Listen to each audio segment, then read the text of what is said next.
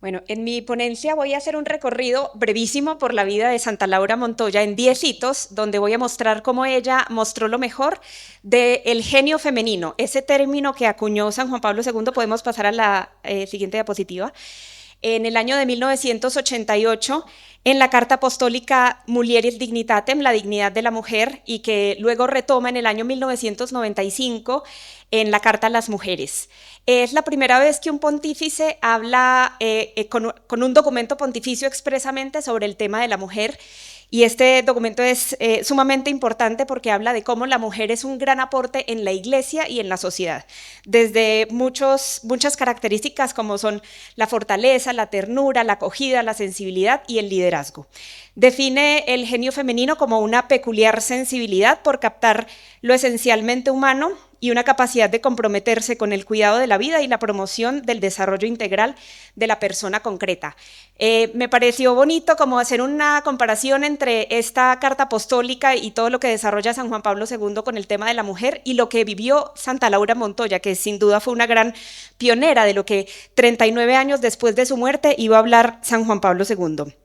El primer hito de su vida, yo me imagino que aquí todos conocen más o menos la vida de la Madre Laura, es el golpe del hormiguero. Podemos pasar a la siguiente diapositiva. El golpe del hormiguero, como ustedes saben, fue un momento súper importante de encuentro con Dios, donde ella, observando en la finca de su abuelo Lucio, en Amalfi, un hormiguero, se da cuenta de que Dios era el autor de todo esto. Ya tenía aproximadamente 6 años, y en este momento se conmueve profundamente cuando ve las hormiguitas caminar, hacer su casita, llevar su comidita, y ella dice, tiene que haber un Dios.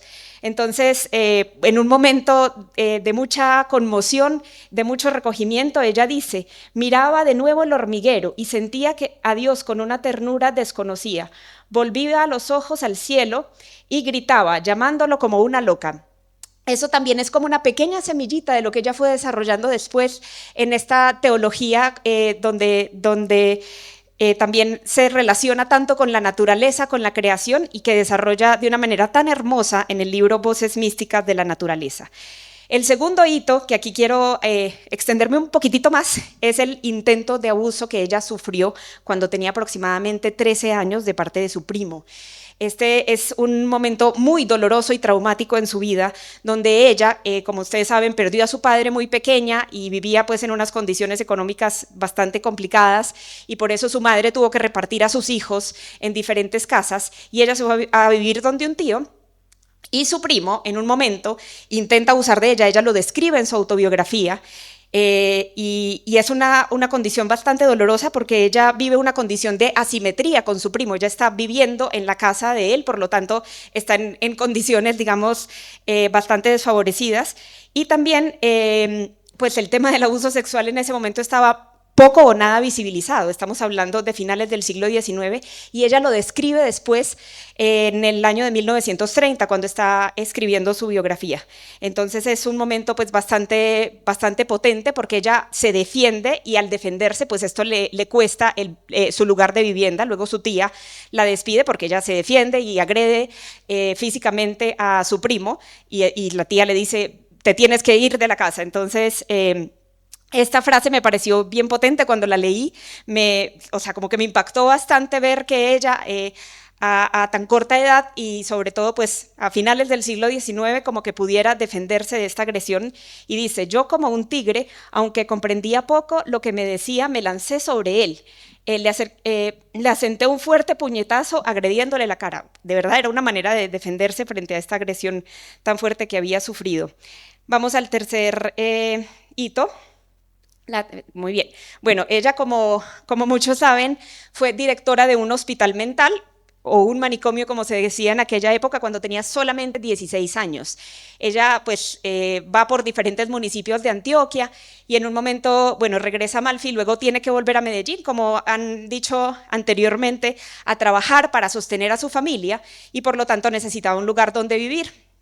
Se acerca a su tía María de Jesús Upegui, que ya la había hospedado en su casa cuando era chica, y le dice que sí puede volver a hospedarla, y ella le dice, bueno, en este momento yo estoy de directora de un manicomio, me voy a ir a recorrer Antioquia para visitar unas exalumnas, y no puedo darte un lugar de hospedaje, y Laura le hace la siguiente propuesta: pues yo le manejo el manicomio. Y es aquí ahí vemos de parte de Laura fortaleza, creatividad y empuje. Ella dice, ella no se deja vencer por nada, ella dirige este hospital mental y en las noches se sienta a estudiar para pasar a la normal, para poder formarse como maestra y poder así trabajar y sostener a su familia. Entonces aquí vemos todas estas características de ella, de tanta valentía, de ese espíritu aguerrido, y pues de que listo, si me toca dirigir un manicomio por trabajar y sostener a mi familia, yo dirijo el manicomio. Vamos a la cuarta diapositiva. Esta es la calumnia que ella sufrió. También en su autobiografía está muy bien descrita cuando el doctor Alfonso Castro escribe un libro en su contra que se llama Hija Espiritual. Porque, bueno, para los que no saben, voy a dar un contexto rapidísimo, porque su hermana Eva Castro iba a contraer matrimonio. Eva era una de las discípulas favoritas de la madre Laura, que en esa época no era madre, era simplemente maestra de escuela, en el colegio La Inmaculada, y ella, días antes de contraer matrimonio, rompe con su novio y dice que quiere hacerse monja carmelita. Los Castro ponen el grito en el cielo y dicen, definitivamente aquí la que influyó en todo esto es la señorita Laura Montoya, que quiere manipularla para que ella sea monja carmelita y no la deja tomar una decisión libre. Mucha gente sale a defenderla y ella no sabía si defenderse o no, porque ella decía, yo quiero ser como Jesús que pone la otra mejilla, pero el vicario capitular de la diócesis de Medellín, en esa época era diócesis, no arquidiócesis, le dice que no, que escriba su defensa, y en 1906 ella escribe entonces lo que es su primer libro, con ayuda del gran escritor Tomás Carrasquilla, que ahí también lo pongo en la diapositiva. De este libro que se llama Carta Abierta, el doctor Alfonso Castro, autor de Hija Espiritual, pues me parece un libro brillante para ser el primero. Y además hay una parte que me parece muy bonita, que ella defiende lo que es la mujer soltera, porque en esa época la mujer soltera era minusvalorada, era aquella que no consiguió marido, aquella que simplemente, una fracasada. Y lo que ella dice es que la mujer soltera tiene un valor súper importante en la sociedad. Acuérdense que en esa época todavía no había fundado las Lauritas, por lo tanto no era religiosa, y dice esto que me parece muy bonito y muy visionario. El instinto de maternidad que usted ha explotado en su novela con tanto esmero reside por su misma magnitud y trascendencia en la parte animal y espiritual de la mujer. Y el espíritu seguramente quien le imprime y le presta mayor grandeza y eficacia. Por lo mismo, no se necesita ser madre materialmente para satisfacer ese instinto. Por eso, la que no tiene hijos en la carne busca por el espíritu, el corazón y en parientes próximos, ya sea en hospicios y orfelinatos, ya sea en hospitales y colegios, ya sea en el seno mismo de comunidades religiosas. Creo que no se puede hacer de este instinto una aplicación más humanitaria ni una consagración más hermosa. Aquí me parece que esto es como algo que prefigura muy bonito lo que luego dice San Juan Pablo II en la carta a las mujeres en 1995, que dice, en la Mulieris Dignitatis en 1988, que dice, en la vida las mujeres consagradas son un ejemplo, viven según el carisma y las reglas de diferentes institutos de carácter apostólico. Dicha maternidad se podría expresar como una solicitud por los hombres, especialmente por los más necesitados, los enfermos, los minusválidos, los abandonados, los huérfanos, los ancianos, los niños, los jóvenes, los encarcelados y en general los marginados. Luego sigue diciendo que una mujer consagrada se entrega a su esposo Jesucristo, y si bien ella todavía no era religiosa, todavía no había fundado la comunidad, sí se había ya consagrado a Dios y ya sabía que quería entregarle su vida y estaba buscando la manera como lo quería hacer. Pasemos al quinto hito, que es cuando se reúne con el presidente Carlos R. Restrepo. Ella aprovecha la situación de que Carlos R. Restrepo es el primer presidente antioqueño y dice, ok, cuando venga a Medellín yo voy a visitarlo. Le manda muchos telegramas, en esa época no era nada barato mandar un telegrama, pero ella insiste porque ella quería que él conociera su sueño, y bueno, se reúne con él. Carlos R. Restrepo le dice, mire, mi papá ha intentado trabajar muchas veces con los indígenas y no ha sido posible. Ella igual le dice, no, pero yo creo que una comunidad de mujeres sí lo podría hacer. Y bueno, dice en un momento incluso que el triunfo está reservado a la mujer, como una manera de decir que la mujer con su sensibilidad y con su ternura quizás sí puede llegar donde el hombre todavía no ha llegado. Ella describe un poco la actitud que tuvo, la respuesta que tuvo el presidente Restrepo cuando ella fue a pedirle esto. Dice, el doctor Restrepo me hizo ofrecimientos muy sinceros y salí alegre como unas Pascuas por verle ya algo de forma exterior o real a la obra de los indios. Aquí ya ella tenía pues esa intuición de fundar la comunidad de las Lauritas y este diálogo con Carlos R. Restrepo fue fundamental. Pasemos a la sexta. Bueno, aquí ya funda las Lauritas en Dabeiba el 14 de mayo de 1914. Ella, pues en la parte previa a la fundación, ahí se muestra la sinceridad, el espíritu aguerrido. Ella entrevistó a muchas mujeres para ver si se sometían o no a esta misión. Incluso cuenta en su autobiografía pues una anécdota que una de ellas dice que ella prefiere no irse al monte con ella porque no iba a poder tomar leche todos los días. Entonces, vemos aquí como la sinceridad con la que ella dice, bueno, la que se quiere internar se va a tener que privar de esto y si quiere venir conmigo va a ser en estas condiciones. Y así pues consigue a 4 mujeres más, el primer grupo con el que funda la comunidad de las misioneras de María Inmaculada y Santa Catalina de Sena. Bueno, aquí me resaltó esta frase de su autobiografía: no es pues extraño que nuestra alegría se hubiera hecho notoria en el camino, nos esperaban solo algunas horas de aquel ideal. ¿Y qué se quiere? Esto era cuando estaban bajando de Uramita a Dabeiba ya para fundar la comunidad. Pasemos al séptimo hito. Bueno, sabemos que ella también sufrió hartos conflictos con clérigos importantes e ilustres, con Monseñor Miguel Ángel Builes y con Monseñor José Joaquín Arteaga, entre otros. No me da tiempo para citar otros conflictos, pero algo que quiero resaltar es, por ejemplo, Monseñor Miguel Ángel Builes no entendía mucho el carisma de estas mujeres, y si bien pues el espíritu misionero de este gran hombre, él tenía un gran celo apostólico, igual le costaba entender que las mujeres fueran adelante de él. En un momento le dice a Laura que quiere que haya tres religiosas en la cocina del seminario. Esto se oponía al carisma de las Lauritas y era bastante delicado. Sin embargo, ella al final accede, pero solamente por un tiempo limitado.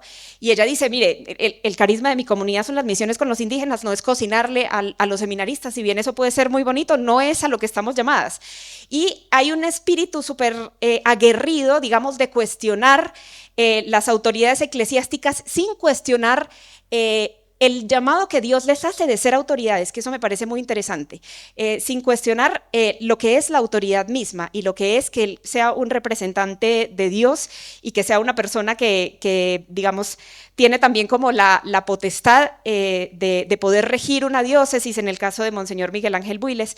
Y lo mismo pasa con Monseñor José Joaquín Arteaga, que también entiende poco el carisma de las Lauritas, y que en un momento pues va donde el nuncio apostólico y se queja y le presenta unas cargas contra la Madre Laura bastante complicadas, y ella tiene que ir a Bogotá a defenderse. El nuncio apostólico le dice varias veces, el señor Arteaga nunca miente, pero ella le dice, mire, yo no es que dude de él, pero nosotras hacemos esto, esto y esto, y lo va conmoviendo y le va contando los signos y prodigios con el que el Señor ha bendecido a la comunidad de las Lauritas. Entonces es muy bonito este diálogo, y es muy bonito también ver cómo se va ablandando la sensibilidad del nuncio apostólico con el testimonio de la Madre Laura.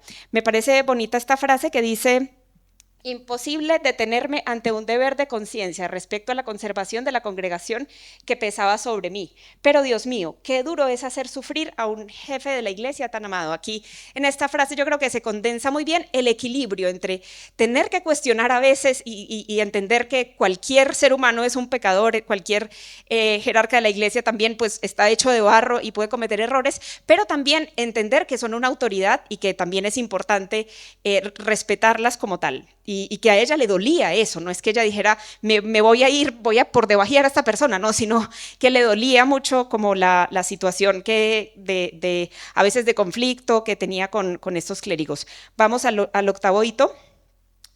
Bueno, hay una sensibilidad muy grande de la Madre Laura hacia la mujer y hacia la mujer indígena. Ella le rompe el corazón ver, por ejemplo, algunos hechos como que la mujer, por ejemplo, era vendida por cabezas de res, o por ejemplo, en un momento una indígena le dice, quiero envenenar a mi marido porque me maltrata, y ella dice, qué condiciones tan infrahumanas en las que vive la mujer en la selva. Y aquí vemos pues esta sensibilidad que se ve en esta frase: me desgarran el alma de algo que no es que no es tristeza, será desaliento, será indignación, no lo sé, pero no aguantaría si tuviera que vivir siempre con ellas. Bueno, pasemos al noveno hito. Es el reconocimiento de la Cruz de Boyacá que le da el presidente Eduardo Santos en 1939. Esto ya no aparece en su autobiografía porque ella lo termina de escribir en 1930, pero a mí me parece una ocasión muy bonita y muy simpática porque ella es la primera mujer en obtener la Cruz de Boyacá. La Cruz de Boyacá se inicia en el año 1919 y solo 20 años después la obtiene una mujer y pues a ella le llega la notificación de que ha recibido, de que es acreedora de la Cruz de Boyacá, la orden de caballero. Entonces, porque no existía Cruz de Boyacá para mujeres. Y cuando ella lee esto dice, Dios mío, me cambiaron de sexo. Entonces, es algo muy bonito, es muy anecdótico. Y a la vez, no solamente ella fue la primera, sino que la segunda mujer en recibir la Cruz de Boyacá fue Débora Arango en 1992. Entonces, todo el tiempo que pasó para que una segunda mujer recibiera este reconocimiento. Y yo creo, la verdad, que Colombia tiene mujeres bastante valientes, bastante aguerridas, que no han sido visibilizadas y ella por lo menos marcó un camino de ser la primera mujer en recibir este reconocimiento. Bueno, aquí le dice al presidente Santos, si bien es cierto que aunque me va tocando vivir los últimos años en esta época en la cual la mujer va levantando baza en el campo de la popularidad, conservo el rubor de la época de mi juventud. Obviamente ella nunca se imaginó que fuera a recibir este reconocimiento. Vamos al 10º hito. Es una carta que ella le escribe al Papa Pío XII meses antes de morir. Ella le pide aquí algo que ella ya venía pidiendo cuando fue a Roma, también ya lo había pedido en la Congregación para el Culto Divino, y es que las mujeres que están internadas en la selva, las religiosas, puedan darse la comunión. Recordemos que esto es la época preconcilio Vaticano II y era impensable que esto sucediera, pero esta mujer visionaria ya estaba diciendo, pero ¿de qué manera vamos a recibir la Eucaristía? No podemos hacer que un sacerdote venga siempre a celebrar misa, que el sacerdote deje las hostias consagradas y nosotros en la selva nos podamos dar la comunión entre nosotras. Esto es ahora algo absolutamente normal, pero en esa época era impensable.